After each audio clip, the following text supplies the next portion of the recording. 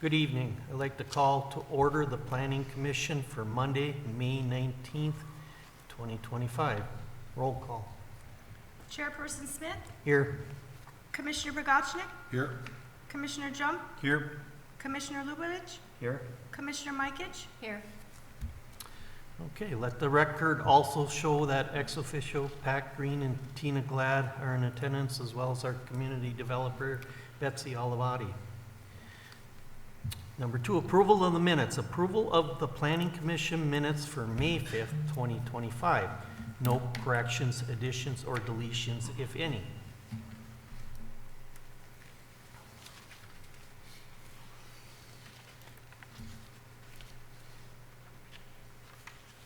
I'll make that motion. I'll second. We got a motion and a second. Any discussion? All those in favor? Aye. Opposed? Motion carries.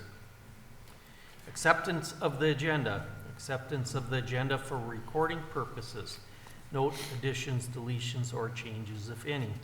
I'll move the agenda. I'll second. We got a motion and a second. Any discussion? Hearing none. All in favor? Aye. Aye. Opposed? Motion carries. Okay, new business. Convene the public hearing scheduled for this time to consider a conditional use permit request of Frank T. Chamernick Jr., 11333 Tamanin Road, Hibbing, Minnesota, to allow for the continued use of pre-existing storage containers as part of the mini storage business in the RR Rural Residential District and the Hibbing City Code of Ordinances, which is permitted only with a CUP on the subject property, 11428 Town Line Road. Staff report. Chair, the applicant is requesting an adjustment to his conditional use for the use of the existing storage containers located on the property. This was an existing conditional use approval for mini storage.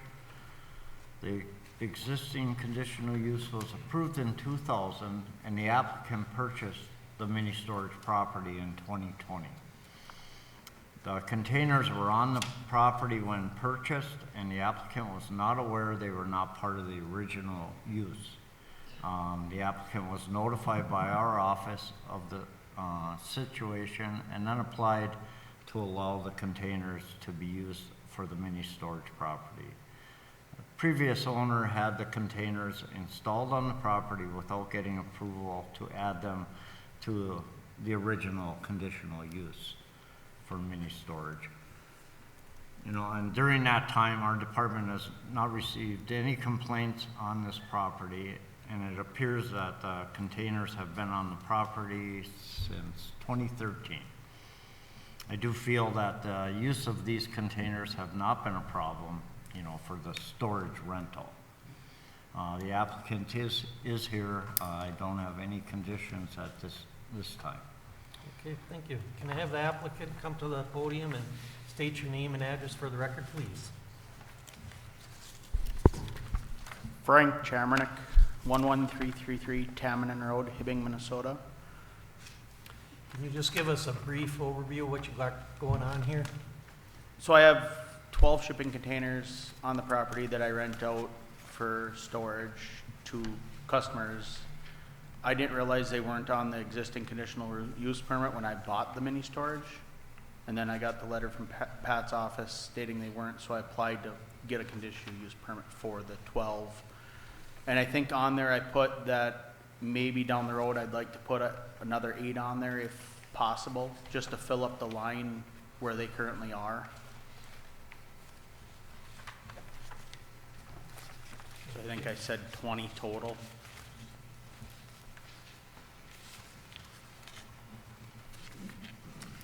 Any questions for me? I have none. One question I have, I was by there, I saw the 12, and you're talking 8 more. Yeah, so between the long one and there's 20 footers, maybe someday, I'm not saying right now, but I might fill up that line Okay, just to fill up that side. okay. And are your thoughts just to keep these containers there forever, or, you know, maybe replace them with a building, being you have so many of them? I don't know. They wanted smaller units, that's why they were put in there. And I do have room to go back, but there's a big sandbank behind the buildings right now. So I don't know what I'm gonna do. Right now, I'm content with what I have. But maybe someday down the road, I'll put some more in. Maybe I'll just decide to put up another building. I don't know what I'm gonna do. I guess I have a question, if I may. Go ahead. It kind of includes Pat. Maybe it all includes Pat.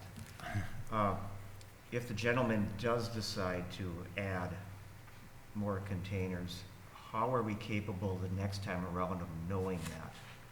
So you would put right on this hearing, I think, if he's thinking in the future of another 8, put a maximum of, how many do you have now? 12. 11 or 12? 12. So a maximum of 20 on this. That should cover it. Yep. Okay. That would cover that. If he decides to do a building, then he would actually have to come back in. It would be a different use. That would be a construction. Yep. And sir, you understand that? Yep. If Yep. it's a building's different than. Yeah, these a building, you containers. gotta apply for a building permit and all Okay. that, so. Does that sound reasonable to you for Yes. a Yep. number of 20? Just to Yep. float that for, Yeah, that sounds in reasonable. the future in case you want to add. Yeah, that sounds really reasonable. Anybody else have any questions at this time? Okay, thank you. Thank you. Is there anybody else in the audience that would like to speak for or against this? Seeing none, we'll close the public hearing at this point. I'm gonna do the findings of fact.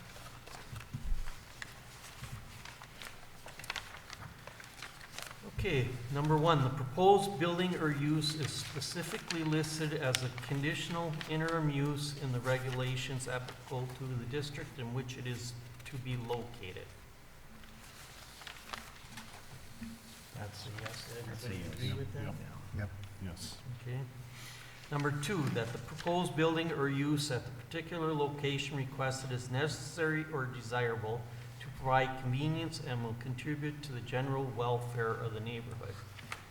The applicant's response was the storage containers located at Twisted River Storage were present on the property prior to my purchase of this well-established business.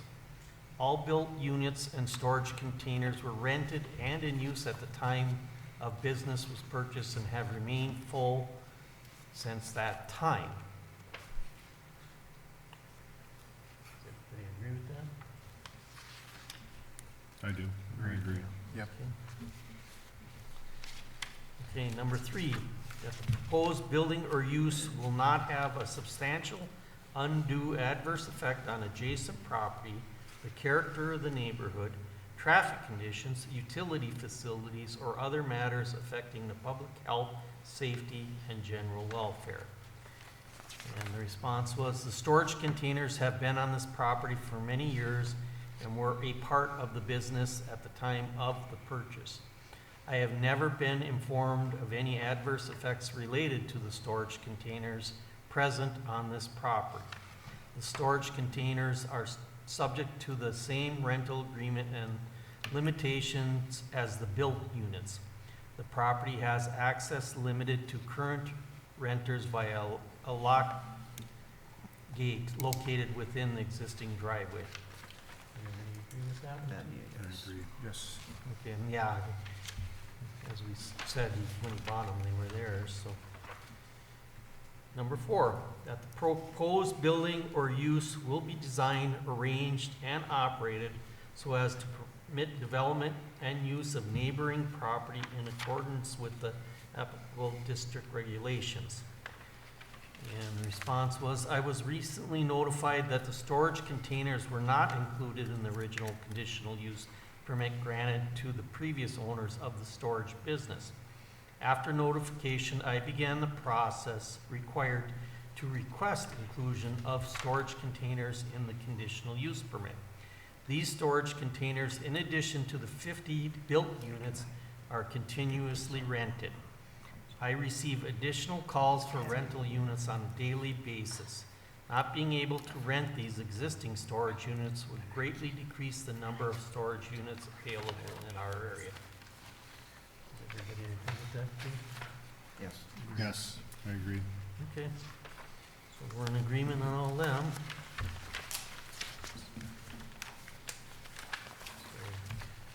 So what's your pleasure?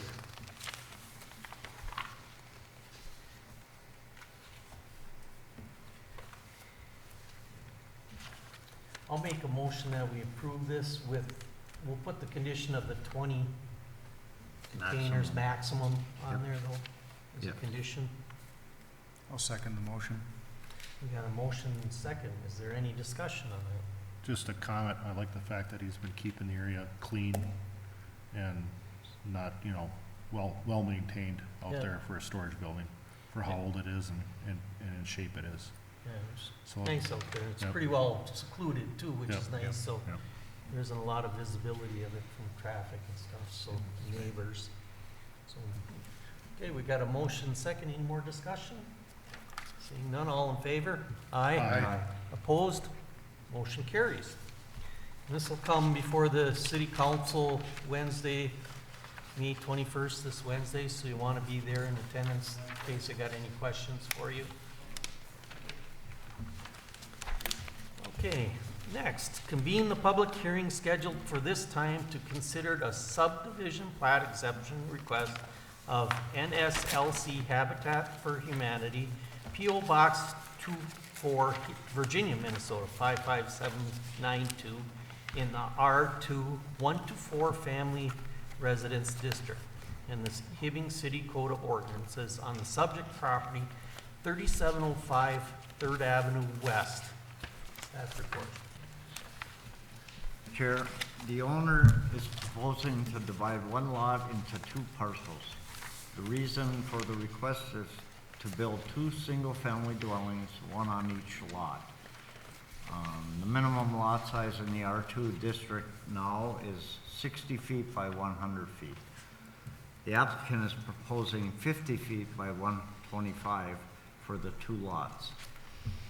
So all the lots existing on this block and the block across the street are 50 feet by 125. And almost all lots in the R2 district are 50 feet wide,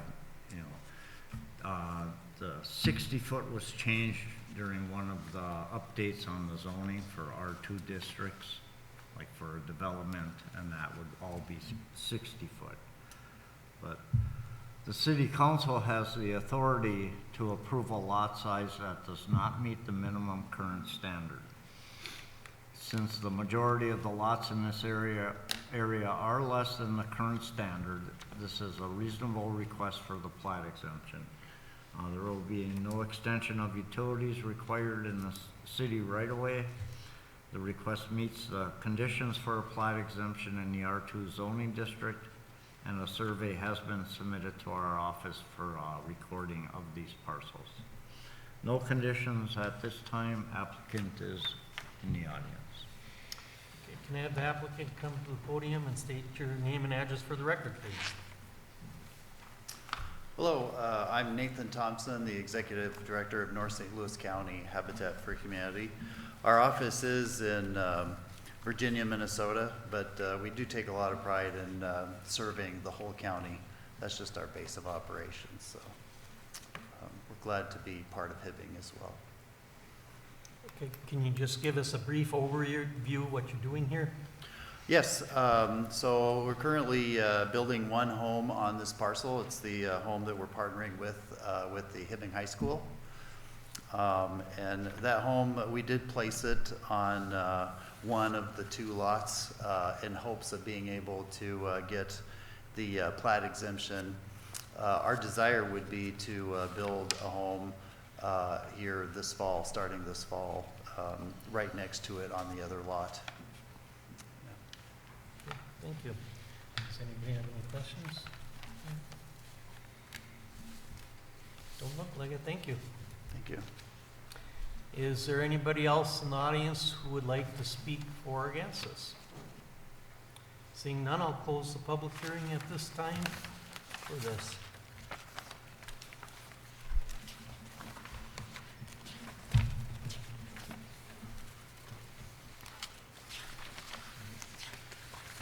Nothing, so anybody? What's that? Motion? I'll make a motion to approve. Okay, we've got a motion, a second. I'll second. We've got a motion and a second. Any discussion? Seeing none, all in favor? Aye. Opposed? Motion carries. This one, council meeting. Yeah, this will be on the council meeting Wednesday too, Nathan, so you want to be there in case they have any questions for you. And thank you for all the good work you do for the city. You've built a lot of homes. Actually, when they first started building them in Hibbing, I worked on quite a few of them because I work construction, so well aware of the program and stuff, and you guys do a lot of good work, and we appreciate it. Okay, moving on. Convene the public hearing scheduled for this time to consider a zoning amendment request of the Hibbing Economic Development Authority, 401 East 21st Street, Hibbing, Minnesota 55746, in the I-1 light industry and in the PD 11-1 Planned Development District and the Hibbing City Code of Ordinances on the subject property, 2810 Diane Lane. Staff report. Chair, the applicant is requesting to rezone the parcel that currently is zoned I-1 light industrial and planned development where the half of the school is planned development. The total parcel would be rezoned to R3 multiple family residence. Currently, one half of the parcel is zoned I-1 light industry and the other half is zoned planned development for the past use as a bakery. By changing the parcel to R3, this would allow future development for multifamily residential housing units or townhome units. The R3 zoning allows for 16 units per acre. The parcel is 10 acres, and the adjacent properties include residential use and light industrial use. Appears to follow the city comprehensive plan for residential housing developments, and the applicant has met the requirements for submittal and application to the zoning, for a zoning amendment. Our community developers here that represent the city on this rezoning.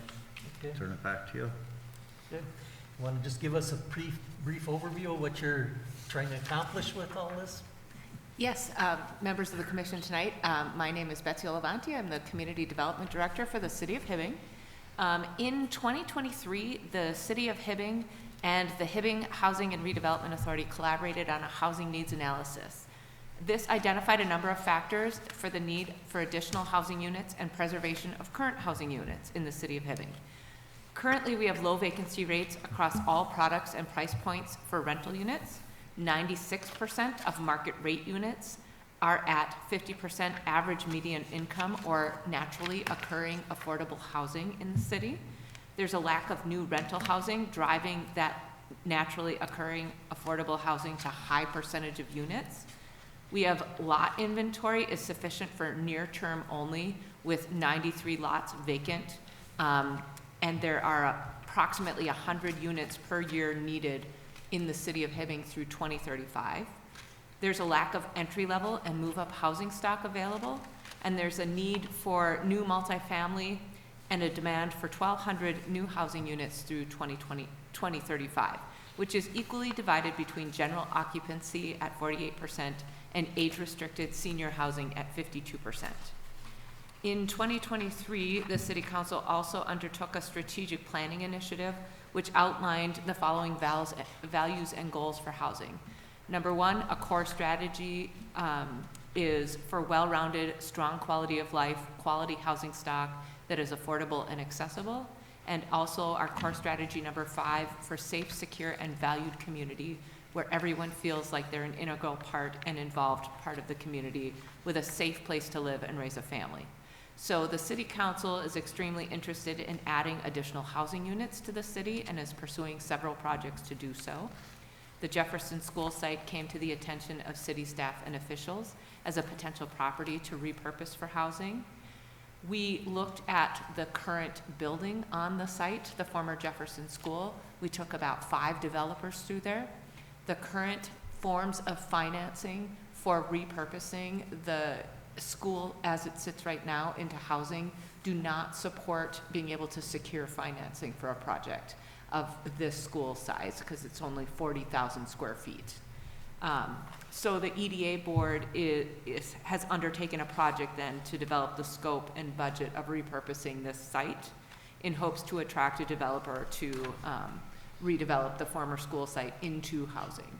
And at this time, because we're not 100% sure what that redevelopment will look like, what type of housing they would like to build, we're asking for the zoning, the request for rezoning tonight to allow for the developer to come in and work with city and with the planning commission to come up with a good plan to bring before you, which you will also have to approve, because you will have to approve any plat exemptions and things for, you know, the development of housing on that site. So this is just the first step in that process. And thank you. I stand for any questions at this time. Anybody have questions? Okay. One, Okay. how much direct interface would us as the commissioners be with the potential contractor that would come in or potential company that comes in the early days? Would there be none, and then we see them at meetings subsequently? Or how is that timeline going to work? Excellent question, Commissioner. Typically, as a project of this size goes forward, there would be a pre-development agreement with the developer to explore options for financing and what that development could look like. When it's an EDA-owned property, typically that goes in front of the EDA, but if you're requesting, you know, that I send that to you as well and include you in that conversation, we could do that. You know, they will have to, for sure, the pre-development would kick off a project, and then from there they would have to come and request, here's what I would like the development to look like, and they will have to come to you and give you the presentation, show you what it looks like, get your blessing on that to move forward. But we could workshop, you know, as the process continues as well. If that's So that what would you likely prefer. be the first interface with them and us. Yeah, typically staff. Once they come with the presentation. Typically, staff negotiates the pre-development agreement and those sorts of things, and so we'd be working with Pat and Tina as well. But we could bring updates to workshop or include you on the emails as things go forward if you'd like. I think it would be good to keep you as informed as possible and make sure that you're getting enough information to make decisions as we move along. Thank you. So, yeah, we can kind of take it at the tenor as you want, or at the cadence. All right. Excellent. So, and that's fine too, but normally, if something's already zoned R3, and somebody owns it and they wanna build 10 acres, 4 apartment buildings, none of that would come to the planning commission from that private developer, because that's an approved use in that zone. Take Ansley Road, where that apartment building was built, that was rezoned, and then all the lots there. Once that's done, that apartment building, it's a permitted use, they got a building permit and built it. That's how it can work, or how it normally works. If it's a permitted use, not a conditional use, etc. Plat exemption, if they are gonna build Yeah. apartments on, or apartments or townhomes on separate plats, if that whole area is platted, that would all, the platting would come to the council if it's four parcels or less. Otherwise, you have to do the whole platting, requirements for more than 4 parcels. Those would be the other steps before anything could be built. Yes, correct. Commissioners, one note to that, the intent is to at least subdivide it initially to put the school on one part of the parcel and then separate off that green space. So that will be the next step that I'm planning to proceed, which will come in front of you. That's actually what I was gonna say and ask, is being the size of this property, odds are it's probably gonna be subdivided to be Correct. developed anyway. Correct. Yeah. Yep, so that's my intention. Thank you. Yeah. Any And there's other gonna be questions? some more discussion in the future on what is gonna be the final outlook of what's going in there, correct? And Correct, that's gonna because have to come I- back to us. Yeah, similar to what I'm doing on some other city and EDA-owned property, I'm gonna send out a request for redevelopment proposals, and then those will come back. The city council would have the option to look at those, accept one proposal or another, or reject them all and try it again. So there will be several public meetings about this as we go forward, that it will be all handled. We'll probably do a project page on the city's website as well, with this particular project as we move forward. We've started to do that with several of the larger projects to keep people as informed as possible. That's all I had. Sounds good. Is there anybody in the audience who would like to speak for or against this? Please come to the podium and state your name and address for the record, please. My name is Marjorie Ellison, 1513 Gray Drive in Hibbing. I'm concerned about the Jefferson School spot being more than townhomes. You have to realize, you're talking about developing this area. We've got a creek behind us, wetlands, behind that school. They act like this is such a great space. It's crowded back there. And next to where you want to put these places is an industrial area. Now, if you don't think Domex or HE Parts doesn't create noise at 7 o'clock in the morning and dust and all that business there does, you need to consider that when you're talking about putting homes or apartments there. That is industrial, right off that green space. And we listen to that noise all the time.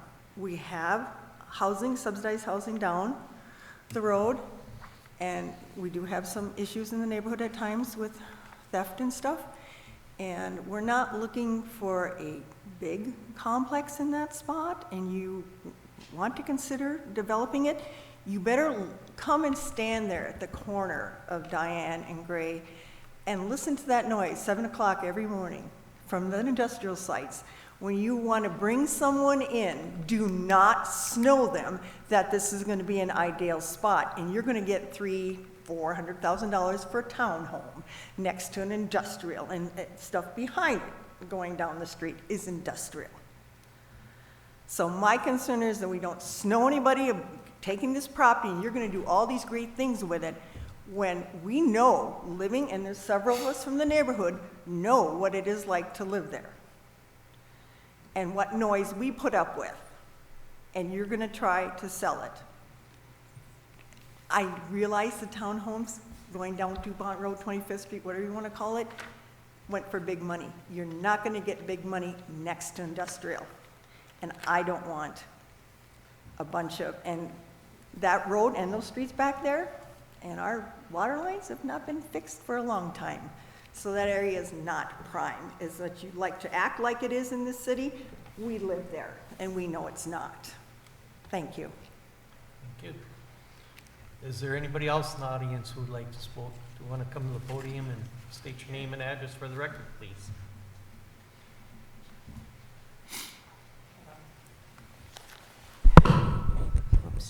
My name is Mary Levine, and me and my husband live at 1510 Gray Drive, kitty corner from Margie, who just spoke. That street is one street north of the Diane Lane proposed development at the Jefferson School. And I have just two comments. My first comment is that I would prefer not to have a big apartment condo complex behind our house. Right now, we get to look out and see deer in the school grassy area, and it's really not very nice. So that would be my first comment, which I think is understandable. And my second comment is really a request that's only very loosely related to what's going on today in this meeting. We bought our home about 7 years ago, and we thought that our property extended to the curb. And we've never, I went to the assessor's office and said, well, where is our property really extending to? Is it to our chain link fence? Is it to the curb? Does the Sunrise Bakery own part of that property across the street that we thought was our backyard? And so that would be part of the proposed building site. Where does our property line start and end? And we've talked to neighbors, and everybody gives us a different answer. Oh, it stops at the chain link fence. No, it stops a few feet back south toward the school of the chain link fence. And we thought, no, we thought we bought it to the curb. But then the people who are hired to mow the grass on the school property come across the street and mow right up to our chain link fence. So we're thinking, oh, we don't even know where our property ends. And I'm thinking most of our neighbors might have the same problem, and we're right across the street from this proposed site at the Jefferson Sunrise property. And we're wondering, would that physical, I'm requesting that if someone in the city, without us paying for a surveyor, could actually tell us and come out with a spray can and say, this is where your property ends and where the Jefferson people come up to. Would that be something that this commission or someone in the city could help us with before we go out and hire a surveyor? I know this is very loosely related, but since it was ideal opportunity, since this property was that we abut up to was discussed. Pat, you wanna address that? So the city doesn't find property lines. Okay, The engineering department on the roads have a right-of-way. It's normally 66 foot. So Okay. 33 from the center line each way. And there's no sidewalk or boulevard on. right, So right. pretty much what we try to tell people is from the center of that road, 33 feet towards your property is approximately where your property line is, without a survey. 33 feet. from the Without, center of the yeah, road. because surveys are not cheap, and if I No. could have gotten some answer, which I just did, Yeah. so I'll go out there with a tape measure, I guess, and pace it off, and that's where my property line will be. Is that true? It looks like that's Mr. Commissioner, So ma'am, wha- I will let you know that we will be doing a boundary and a topo survey on this site, coming up for some of the pre-development work that will be going along. So our boundary will be well marked. I would assume that you can, then figure That would out be your great, boundary. because it was very confusing. We didn't realize that we didn't have it to the curb. Okay. Thank you. Yeah, and sometimes when people put fence up, you can put them on varying spots. It doesn't necessarily mean that's a Right. property line. But Chair, Right, the way this looks, the map, yeah, is that the city doesn't own that road. Jefferson School owns that. right. Oh, So I couldn't tell you how to find your rear property line, because that's not our road, that's not our right of way. okay. Now, It comes along with the purchase of that property, correct? Yeah, that's the way it appears to Yep. me, yeah. Yeah, so I would agree. your survey should have pins Yep. to the north of if the city purchases that, they may get some pins that they would put for that purchase. I would love that, And to then finally You know. could eye that, or, Yeah, yes. okay, great, thank you.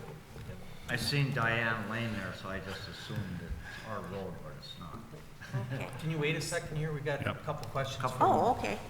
A couple comments. I do remember doing some work on the electrical lines on the back deal, and I remember seeing a property pin that's about 2 feet off some of the fence lines to the south. When we were doing the secondary feed that goes into that, the old school, we had to replace some of that wiring. I don't recall seeing that. The only thing I remember seeing anything to do with the city is when the trees were trimmed this past year around the electrical lines. That's the only thing I know about. Corey? Question for you, it doesn't have to do with your lot lines. Okay. It has to do with what you said previously, which brings us back to this zoning amendment. You mentioned, and I believe, say if I'm not saying it right, you prefer not to have a housing complex there? Something to that nature, was that what you said? Yes, it's just really nice to not have anybody really be across the street from Okay, us. can you give us more of a reason just besides that? Can you detail that reason, please? Okay. It's a personal preference of mine to, if there was to be building, I would prefer individual houses rather than a large complex. With individual houses, you get to know your neighbors. They're usually longer term than apartment complex people. And I have no wish to put down anyone who lives in an apartment or condo or anything like that.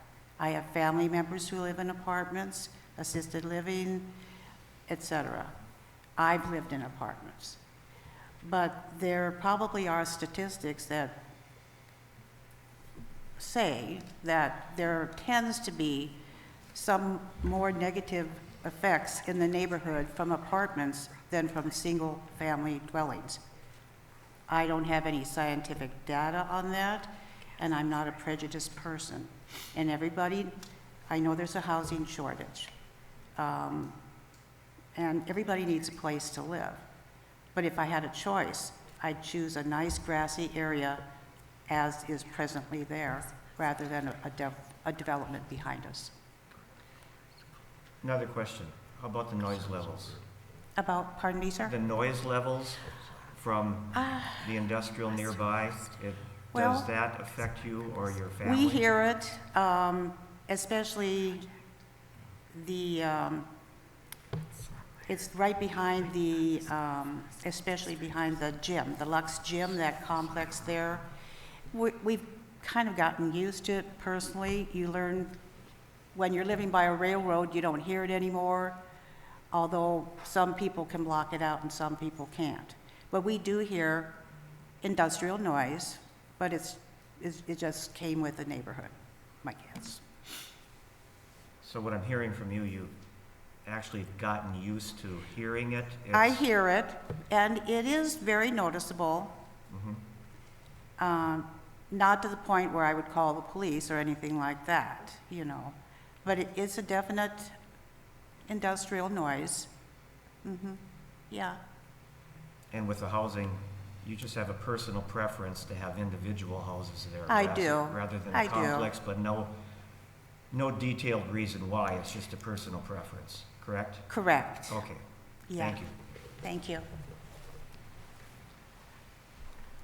Okay, is there anybody else in the audience? Please come to the podium and state your name and address for the record, please.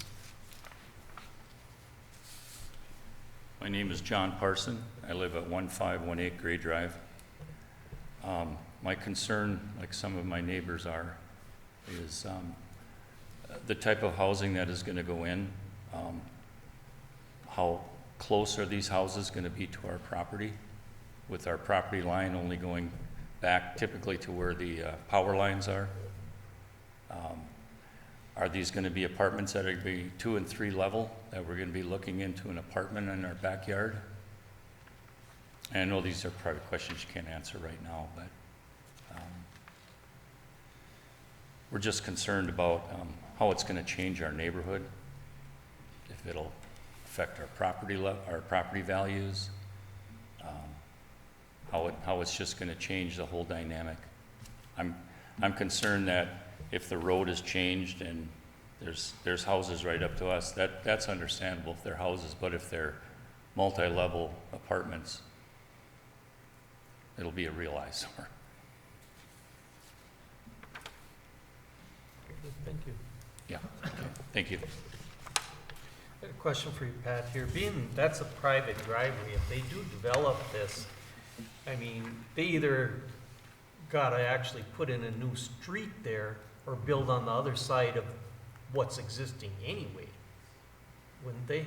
So with a development, if it's going to be a city street in that development that gets, or brings you to it, and then you turn into that development, they would have to, part of that is in plating,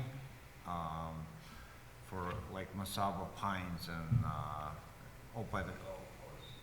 You have a road that goes through it, is deeded to the city once that road is finished by the developer. Then that becomes our right-of-way and regular street. And the city would plow it, take care of it and everything.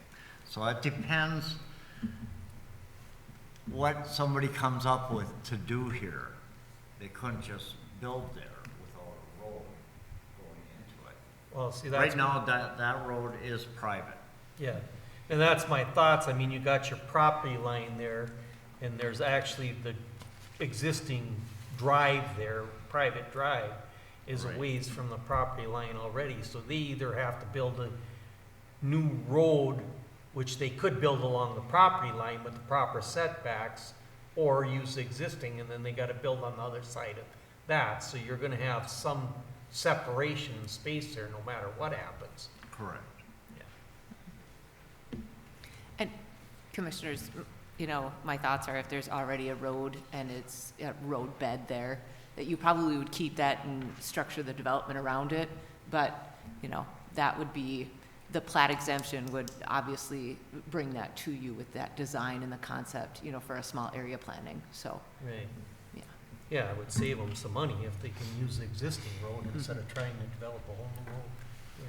Betsy, are you looking to tear down that school and do all this, or are you looking to build mainly on the, say, east side, south side of the school, or west side? Commissioner, yes, that's one of the reasons we're gonna have to section that out, is to ensure that the portion of lot coverage that the school allows for is in keeping with being able to tear it down with public funding. So, that will be the intent, is to start with that plat exemption, make sure that the school's on its own parcel, you know, apply for funds to tear it down and go forward with that. Because we, like I said, we have brought in about 5 different developers, asked them for a redevelopment plan for it. They've all looked at it, they've all gone back, checked out their finances, tried to find where they could get the funding from. And none of the funding sources right now, unless it's a private developer with bank financing, to come in and redevelop that school, none of them are finding enough financing through the sources that are available to repurpose the school as it sits right now. And I've brought in both private and public developers, and nobody's interested in a school of this size because it's too small to repurpose. Sure. Betsy? I want to circle back on that noise issue. Have you looked into that? Have you studied that at all? And if you have, or if you haven't, could a buffer be put up if this building does go forth, this complex? Can you have a noise buffer? Is there going to be a need for one? Or have you not even looked into that, and this is a new thing that you didn't think about on it? Well, currently around our city, we have several areas of town. Brooklyn comes to mind, which is right near our North Industrial Park. So we have several areas of town, you know, that have mixed use with commercial industrial next to residential neighborhoods. So it is a thing that we have to put up with when we live in town. So no, I hadn't considered it as a specific concern at this site, based on, you know, what's in the neighborhood right now.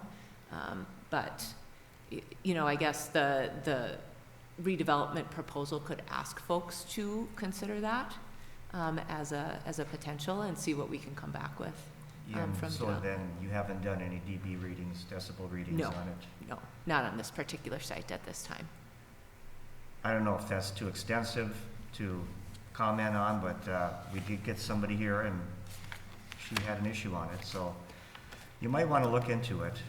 I don't know if that's going to stop us on anything tonight, but it was brought up. So I think just, rather than just dismiss it, I think that might be looked into. It would be interesting to me to note if the noise will change at the Gray Drive houses, if there's additional development behind them that provides a natural buffer. So, you know, if you look at how the map is where Gray Drive is right now, it's pretty open between the industrial and them.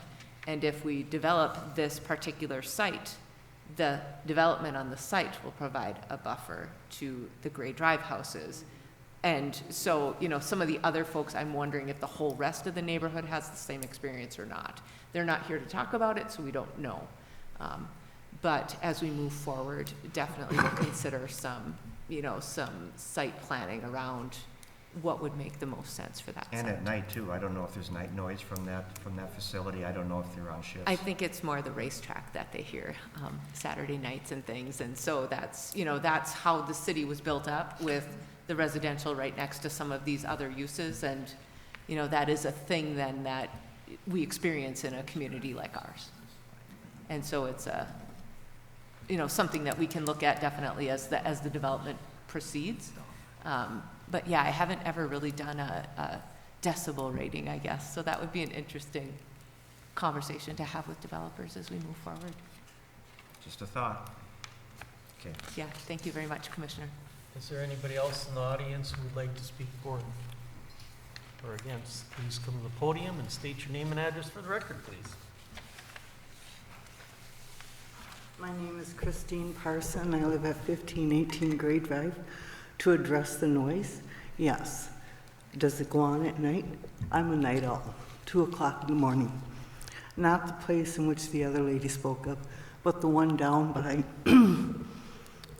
it's across the street from, no, it's the one that's across, it's the one that's by the Valvoline Oil. They put in new places down there, and those ones are noisy. I hear them. I hear the one that the other lady spoke about. It is noisy, but we learn to put up with it. I've lived there for 30 years. When I moved in there, it was a college. Now it's an industrial park, but it's small. You talk about Brooklyn, you talk about those areas. Think of what the housing value is worth there. I know, I just went and looked for one for my brother. So it's going to decrease our value.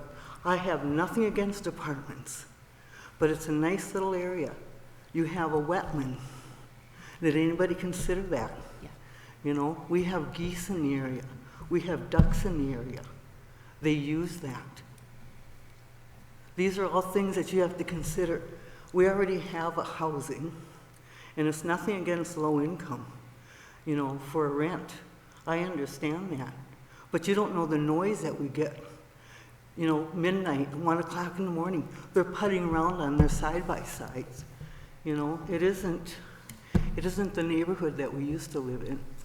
And like my husband said, you know, it's a nice, quiet place. And we lived there for over, well, going on 30 years. And yeah, our streets have never been done. You know, there's things to consider. But yes, I don't think a big 3-story apartment building and that would help with the area. And for buffering, I'm from the cities, and I know what buffering is. The only way you're going to close that down is by putting a large fence up. And that's all I have to say. Is there anybody else in the audience who would like to speak for or against this? Seeing none, we'll close the public hearing at this point.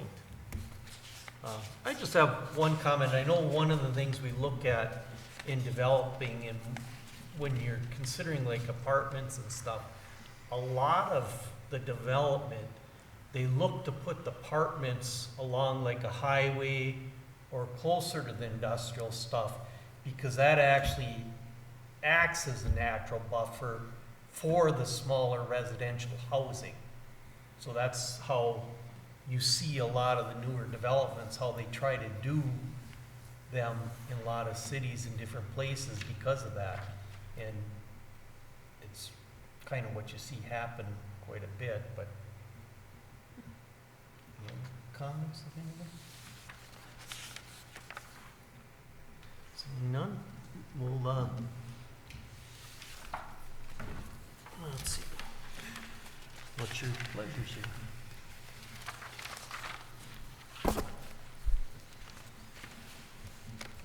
I'll make a motion that we approve this zoning amendment request. I'll second it. We have a motion and a second. Any discussion?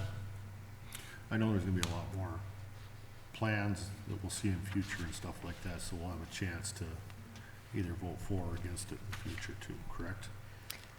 Definitely for the plat exemptions and those sorts of things will come in front of you. Okay. In any town, when you have growth, I mean, unfortunately, if you have a house that's somewhere where you have a private area and you don't own the land next to you, sometimes somebody builds a house there. Yep. I mean, sometimes it doesn't need a plat exemption even, it could just be an empty lot, and some people obviously would rather not have it next to them, but unfortunately, people have the right to build on their property too, so it's kind of a balancing act all the time if you want new growth and housing in the area and stuff, so. Any other discussion? All those in favor? Aye. Opposed? Motion carries.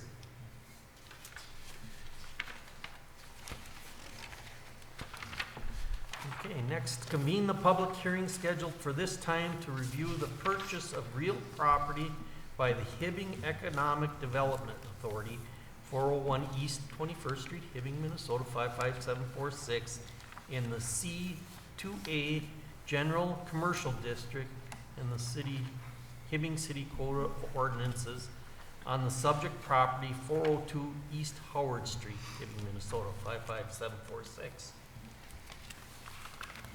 Chair, this, I didn't do an actual staff report, but this is again, either the purchase or sale of property by the city for the planning commission to hear the reason why, and to, give their recommendation.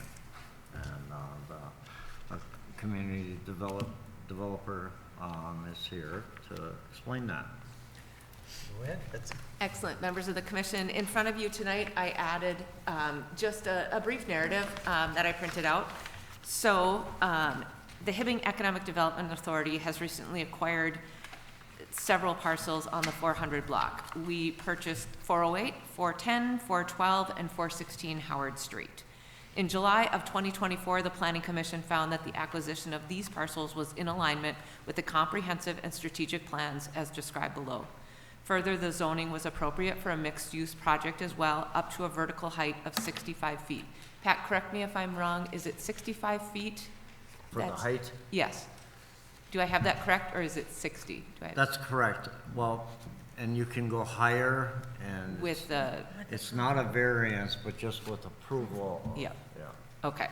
So at this time, it's mixed-use development in the downtown, and the current permitted vertical height is 65 feet. I'm here tonight to request that the Planning Commission find that the acquisition of 402 East Howard Street is also in alignment with the comprehensive and strategic plans. So the document I put in front of you talks about the 2018 strategic plan, or the 2018 comprehensive plan, that talks about what the community wanted to see in the downtown. This pulls it right from the comprehensive plan, referring to the pages. And I will just pull out the highlights that having easy access to city via trails, highways, and local airport, people come to Hibbing to experience the city's beautiful parks, historic buildings, and revitalized downtown area, is page 27 in the comp plan. And then it says, additionally, the comprehensive plan identified goal number 1 for the built environment section to ensure adequate and affordable housing is available for all residents and potential new residents, which is on page 69 of the comprehensive plan. And then goal number 1 of the economic environment section is to support existing businesses, which is page 84 of the comp plan, includes the promotion of mixed-use development in the downtown area to ensure a healthy balance of residential, commercial, leisure, and social assets exist. The 2023 strategic plan, the city of Hibbing put a high priority goal to be implementing a plan and program to revitalize Howard Street. So current implementation initiatives that are underway is a downtown commercial redevelopment program that was instituted in the summer of 2023 by the Hibbing Economic Development Authority to encourage and incentivize investment in real estate in the downtown.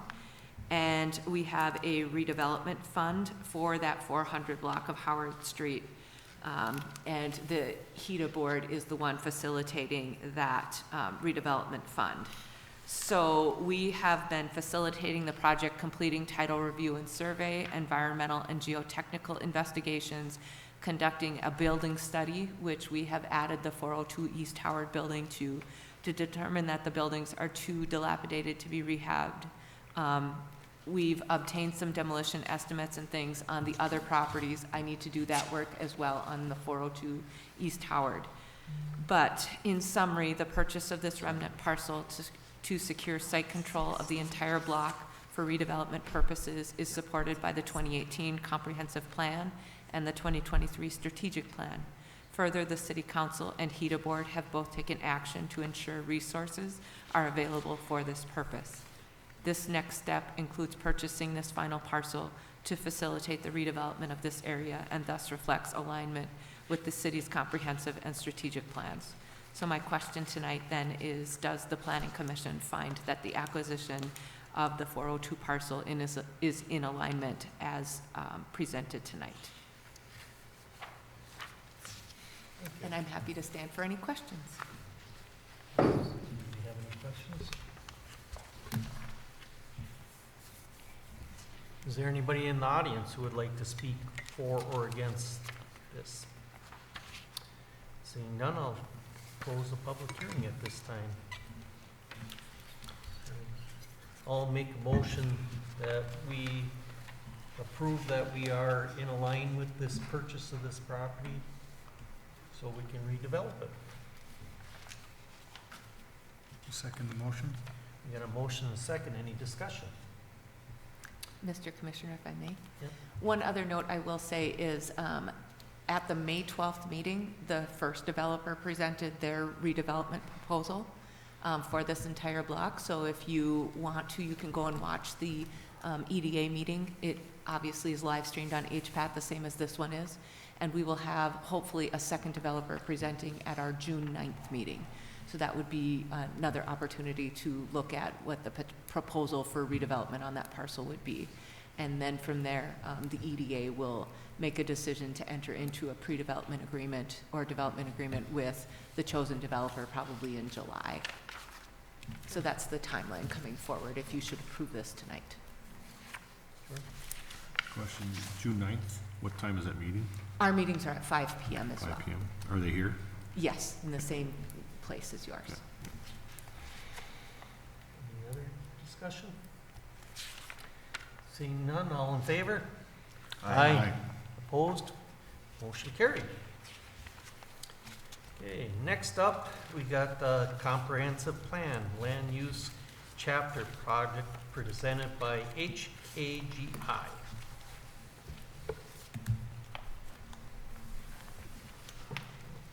Excellent. If I may give a brief introduction for Mr. Miller here as he gets set up. So, members of the Planning Commission, I have been working with your staff, Tina and Pat, over the past, I would say, several months. We sent out an RFP, which you saw, to request proposals back for this particular project. From the proposals that were submitted, the city, through our team, selected HKGI to be the folks to work through this project with us. We started meeting with them and going through all of the project as we sit. Tina and Pat have been an integral piece of this team on the city side, along with our city engineer, Jesse Story, our city facilities director, Nick Arola, and our city administrator, Greg Krasinski, and then Pat Green and Tina as well. So as we move this project forward, it will come before you in several parts of those junctures. Today, the open house was from 3 to 4:45 down in the second floor conference room. And moving forward, we will be putting some of that information out online as well and seeking public feedback on that as well. So I will turn this over now to Jeff, who's here from HKGI, who will give a presentation on this project and what we're up to. Thank you. Great, thanks Betsy. My name's Jeff Miller. I'm a planner and associate with HKGI. We're a small firm in Minneapolis that does planning, urban design, and landscape architecture work. My cohort, Mia, is also with us. And as Betsy said, we were at the open house to answer questions and guide people through the topics that we had displayed downstairs. I'm just going to give you a quick overview of the project so far and some background information about land use planning. So I'm going to talk a quick project overview, the current plan, which was adopted in 2018, and the land use chapter in the plan. Talk about best practices for land use planning, talk about the existing conditions and land uses in the city and how we're trying to identify those, and then talk about the focus areas that have been identified, and then finally the key land use topics that we're trying to get input on as part of setting goals for the land use chapter. So the project overview is 4 tasks, so it's a relatively short project. We started at the end of March, and the goal is to finish up by the end of the year. First part of the project is to understand the conditions and background of Hibbing's current land uses and other plans. And then we are establishing a detailed and comprehensive existing land use map, which the city doesn't have today. Which is using the geographic information systems technology, which will be really helpful to really understand where different existing land uses are today and then how many acres you have of each of those as a basis for creating a future land use map, which is really the ultimate goal, is to have that future land use map for the next 10 to 20 years. And then lastly, we will actually update the comprehensive plan document and facilitate the amendment process for that with the council. Really brief overview of your current plan if you're not super familiar with it. I would say it's a unique plan from the ones that we work with, in that it has kind of a unique framework in it, which is called this Healthy Cities, Healthy Communities framework, which I had not been familiar with before working on this plan. So that framework's around different types of environments, and the one that we're focused on is number 3, the natural environment, which is really the land use, meant to be the land use chapter, but it's done in a different way. So we will make that more of a kind of a typical land use chapter. The related plans that we're looking at to make sure we understand how they affect the land use planning is the housing studies. The most recent one is 23. There was one in 2010 that we've also seen. The recent Parks and Trails Master Plan, the strategic plan, the 169 corridor study, and then the county's plans. So as an overview of your current chapter, you can see what's in there today. I won't go over those in detail, but those are, this is what we will be replacing, is this content. Kind of a quick evaluation is that this is the current land use map that's in the plan today. As you can see, it doesn't, it's too small to read. It's, you know, it's like a graphic on one page. So it's not something that's very usable. It's not parcel or GIS based. Doesn't cover the entire city, which we understand is a very big city, so that's not an easy thing to do. But we will do that on all the land use maps in the new document. The land use types are too general. There's just 6 of them there. I think right now in the draft maps we have about 10 different land uses that are more relevant. And then it doesn't have an inventory of those land uses, so there's no calculation of how much land you have today in, say, high-density residential versus industrial or parks. That data is just not in the plan. And then undeveloped and vacant land is not identified on the map at all. And then this is the future land use map, again, if you're not familiar with it. So, you know, our takeaway from this is that it's on 2 pages, and, you know, it's basically the zoning map, and then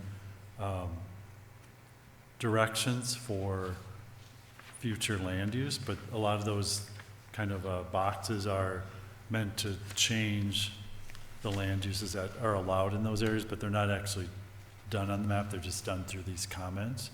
So what our goal is to create a future land use map that shows more land uses. It wouldn't be the zoning map, and I know that can be confusing, but there would be a future land use map that allows you to think more generally, more long-term, 10 to 20 years out, and then from that land use map, you would probably update your zoning map to align with that. So, you know, ultimately the zoning map will probably look different down the road, not as part of this project, but the future land use map will be a guide for updating the zoning map.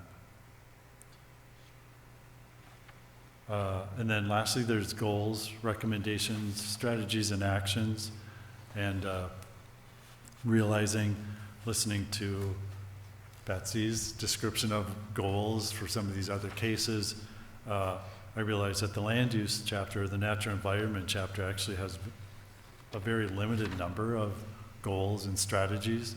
And so some of those other chapters have a lot more, and that's, I mean, it seemed like you were citing those more than the land use ones. So, you know, the takeaway from that is that these goals are not very comprehensive at all. They don't refer to residential specifically, industrial specifically. So that would be part of the update also, is to really have specific goals relating to all the different land use types. Best practices for a land use chapter, really briefly, is to have an inventory and map of current land uses. So that's what we're working on right now, and that's what's displayed up in the open house, and I'll click on that on the next couple slides. The chapter should have an analysis of land use trends and issues related to current development patterns, and then what is the capacity for future development as far as where and how much land and where utilities are available. Identification and mapping of development constraints. As you know, there's a lot of wetlands as an example. You know, the existing land use map ultimately and the future land use map will show wetlands, because you can show a land use map and it looks like there's potential, but if there's wetlands, obviously there's not. So we will bring that into the land use plan. The key thing will be to identify and map potential developable land, and so I'll show you that. I'll get into that in a slide coming up. We are looking at projections. We don't have to do a lot of work with that because that's just been done in the housing study and also in the parks plan. So, you know, we're using the data that's already there, And then we are looking at it to make sure it goes out the 20 years. Mainly population and households. And then the new plan will have future land use classifications and a future land use map. Today's plan does not have future land use classifications. It's really relying on the zoning map, which has a lot of districts. So the future land use map will be easier to use because it will have, maybe 10 to 15, probably more like 10 though. And then lastly, there will be a comprehensive set of goals, policies, and strategies. So I mentioned the GIS. So GIS is, again, Geographic Information Systems, and that's just a technology for being able to do really accurate and complete mapping. So some of the maps that we're creating as far as existing conditions are the one on the your left, is hydrology and open space. So that's showing things like wetlands, shoreland buffers around the creeks and the rivers. And then right now we're showing things like the zoning for open space, which doesn't allow development. And you can see there's a lot of wetlands in those areas. So we're mapping all that as, the basis for doing good land use planning. And those are a lot of the constraints that, would prevent development in certain areas. And then the other one is parcel ownership, just trying to understand major landowners. So what we're showing right now, and this we could add to this, but especially shows state, municipal, and county ownership areas, and then tax forfeit land, and then some others. So those can be both constraints or they could be benefits, because if land's publicly owned, especially if it's the city, but others, there's just a little bit more control for making changes on that land versus if it's private land.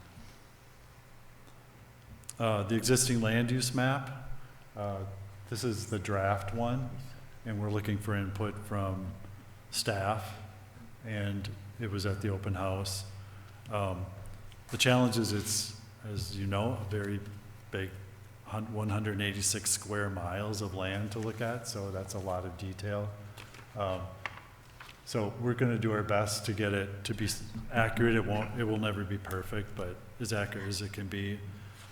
So as I said, there's about 10 existing land uses that we're showing on this map, which is going to be easier to use than the zoning map, which has many more districts. It's much more detailed. And then you can see, we're starting to calculate how many parcels by land use. And again, this is land use today, so it's if you went out there, what would you see on each of these parcels? And then you can see the percentages and total acreage.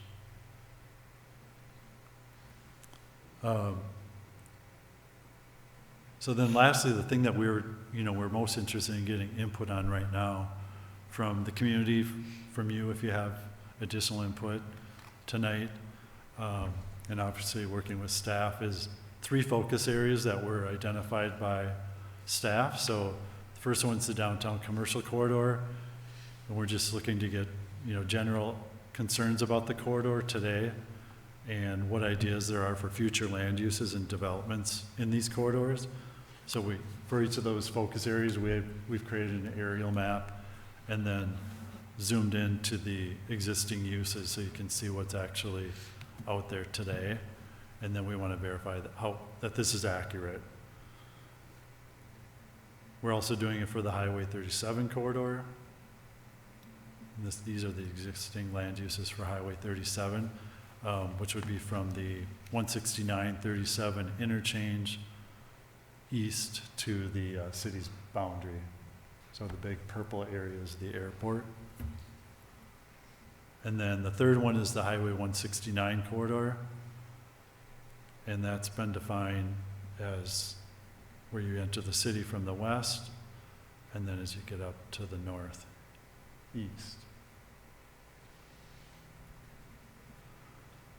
The last topic where we're looking for input is, we're calling them topic areas right now. The purpose is to identify goals for the land use chapter. So as I said, right now, there's just 3 goals in that chapter. I would say the first one is really more, it's not relevant anymore, and the other 2 are really about natural resources. So nothing, again, about industrial, nothing about residential specifically. So to get at what you think is important for land use and future development, we identified some of these topics related to revitalization, growth, and housing. And then we have this board at the open house for people to weigh in and say which ones they think are very important, somewhat important, and then not very important. So under revitalization, it's about downtown.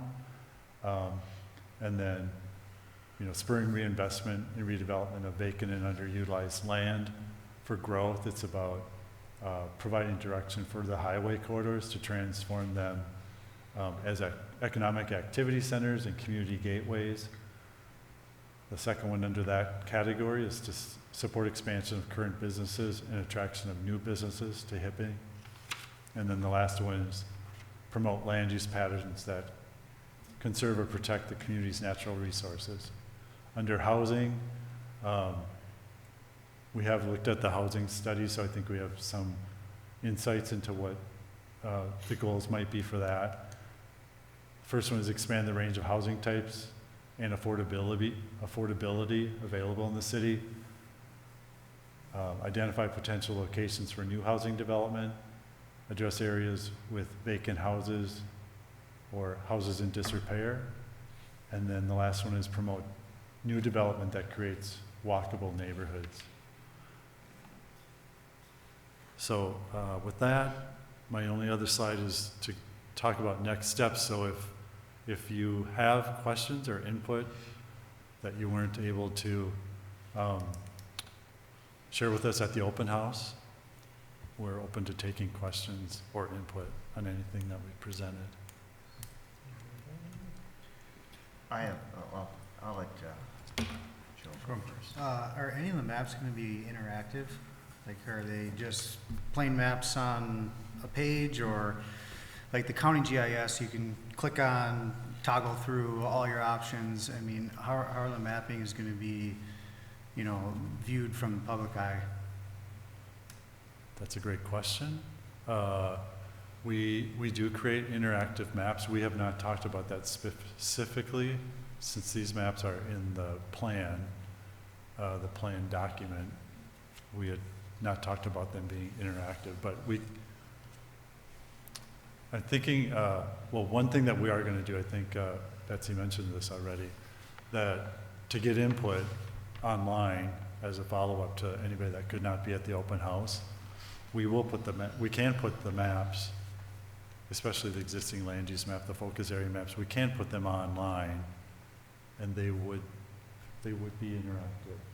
I'm looking at Mia, she does the GIS. So, but we do have a technology or an application that allows you to zoom in and comment on specific things. Specifically because, if you can just be able to see the detail in there and zoom in and out, be helpful. Yeah, so we could do that for especially the purpose of getting input. Mm-hmm. We have worked with cities on actually doing their plan as more an interactive online document and less as a paper document. So then it is totally interactive, yeah. Sure. A couple questions for you, sir. The future land use map, you pointed it out, we have it in our natural environment section of the comp plan. And you're going to expand on that, right? You're going to greatly expand on that?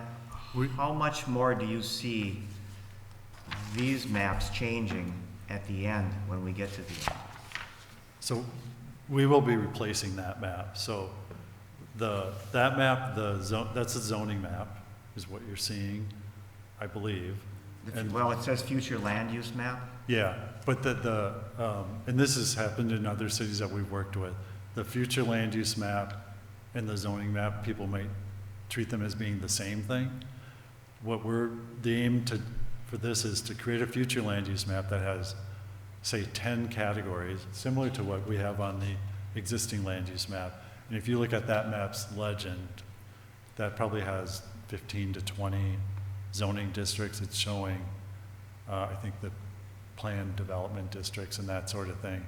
So in the current plan, I would say there's not really a separate future land use map, other than those comments off to the side are indicating what the city would like in the future. We're going to create a separate map that's just called the future land use map, and it will be different from the zoning map. Right, that was one of your goals that you mentioned, that I read anyway. Yes. In one of your brochures. One of the goals I believe that you mentioned was develop a future land use map. Yes. So is it a zoning map as well? Is that one and the same, or are they separate? They are separate. So the future land use map will be in the comprehensive plan. That's what we'll create. You'll still have your current zoning map. And what we're anticipating is, after you have the future land use map identified in the plan, it will be different than the zoning map. Then you would then move to updating your zoning map with zoning districts to align with the future land use map. You did mention that early in your narrative, Yeah. yes. So I know it gets confusing. It's land use planning jargon and all that, but really the difference should be the future land use map should be high level, more general, more flexible categories on the map. And it's looking out 10 to 20 years.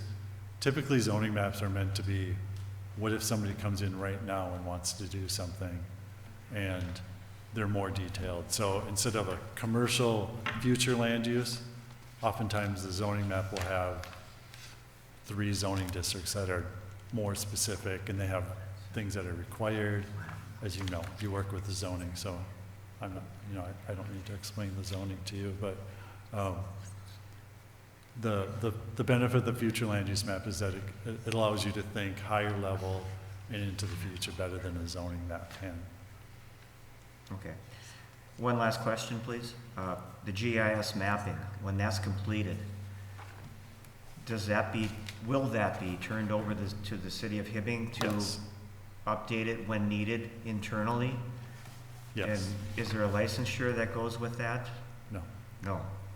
No. But that would be fully turned over to the city? Yeah, we're working with Jesse. Yeah, Commissioner, if I may, the city of Hibbing has a current GIS mapping that we have that's outdated, and we're working with HKGI to sort of update that, import the zoning and those sorts of things that have been updated since the version that we have on our website is stagnant. So as we move forward, it will continue to be updated now that the engineering staff has folks that know how to do that, so. Great. That's what I was looking for. Yeah. All right, thank you. Anything else? Thank you. And I'll just give you a quick status. So our goals right now are to finalize the existing land use map. We'll work with staff closely in the next month or two.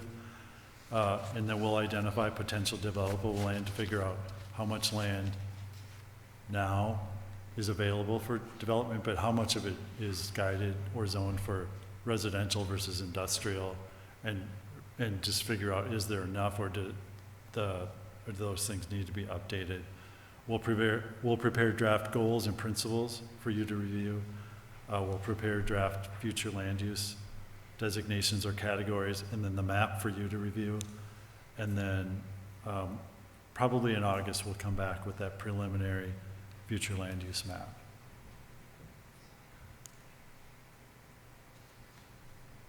That's it. Thank you very much for your time. Sounds good, thank you. We have a busy meeting, so. Mr. Commissioner, if I may, so we've been working through this process then with internal staff and with HKGI. We'll continue to do that and bring the next update, he said, in August to this commission. And then you will have the whole chapter to update or to approve and bless, and then we'll bring it to City Council for their final approval and adoption into the plan. So this particular part of the comp plan is really your jurisdiction and your part of the plan, so. Thank you.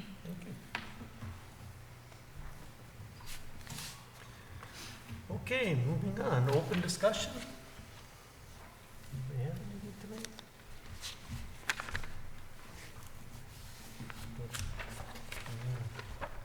for adjournment. Do- Which one is that? Oh, yes, okay. So, thank you very much, Tina. Do you have it? You have it with you? No, I don't have, yes, I do have it on my drive. You all have it in front of you, though? Yep. Okay. So, I'm trying to think, I think it was last summer, the MPCA, Hibbing Public Utilities, and city staff started meeting to talk about our Superfund site that is near the Edwards Oil, and how that, what's the address of that, Tina? How that, 235 West 41st Street. there we go.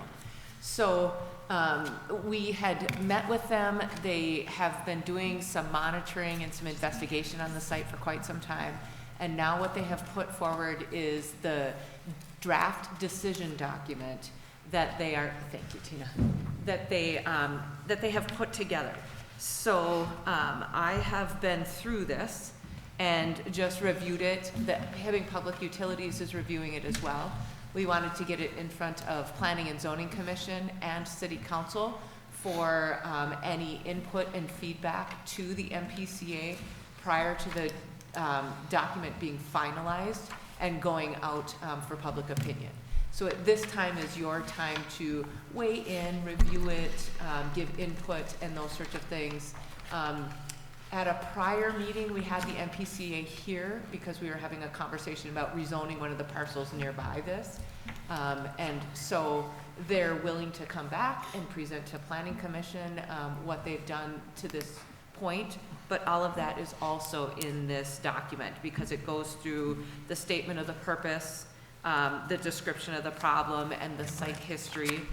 They talk through the site investigations that they've done, all of the analytical data with groundwater, surface water, sediment, vapor intrusion.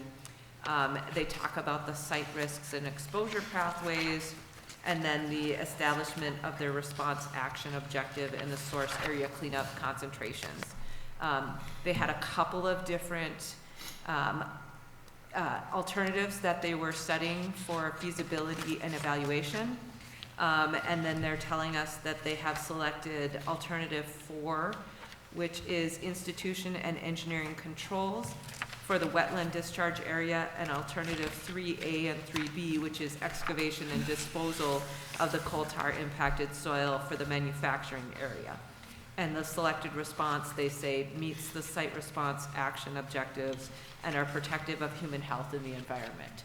So at this time, the MPCA has been a very collaborative partner, working very closely with city staff and Hibbing Public Utility staff to move this project, which if you read this fully, you'll see that the site has existed for decades, and now it's time to get it cleaned up, and they want to be a very collaborative partner with the city and the Hibbing Public Utilities to do so. And at this point, that funding requirement is in the MPCA's jurisdiction, so they have to secure the funding, do the cleanup, and then turn it back over. So, Mr. Chair? Betsy, how soon could we get the MPCA to come if we requested that? they said they could be here in June if you requested. Like the first meeting?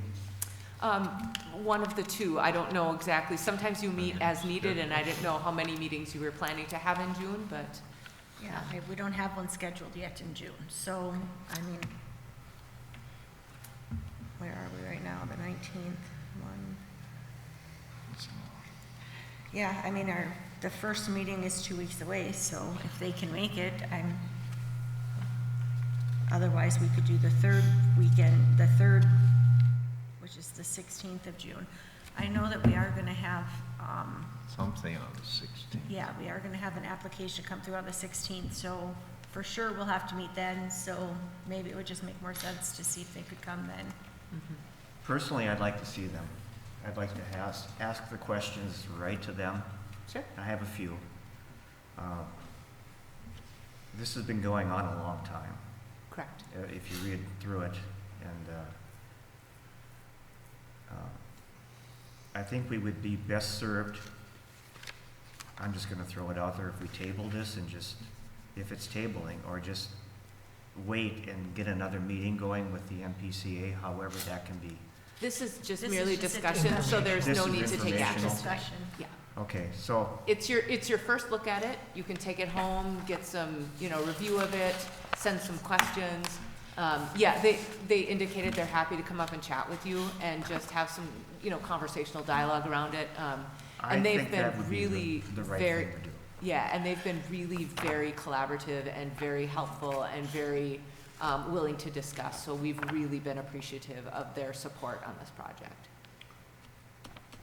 So yes, we can, I think June 16th, we'll work with Tina to request that they come up and have a conversation with you all with this document. And hopefully, by then you can send some input back Tina's way that we can send their way to, prep them, so, yeah. What do you think, Mr. Chair? Sounds good. Okay, everybody? Yeah.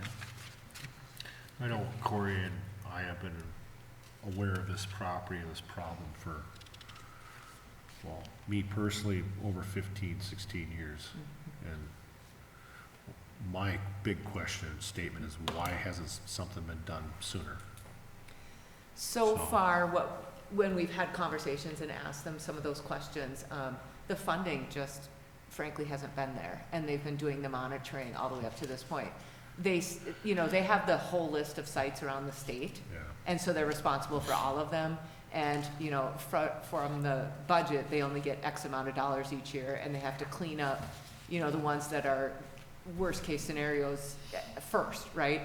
And so we asked them, where on the list is this one, and we're not even in the top 10, I guess, but, so, there's definitely other sites around the state that they've been working on cleaning up, but this one is now getting its due, and, as a community, we're very thankful that they're willing to come in and work on this and go seek the funding to get it cleaned up, so we're really looking forward to that. Sounds good. All right, thank you. Looking forward to hearing from them. And thank you, Tina, for reminding me, because otherwise we would have forgotten. Anything else?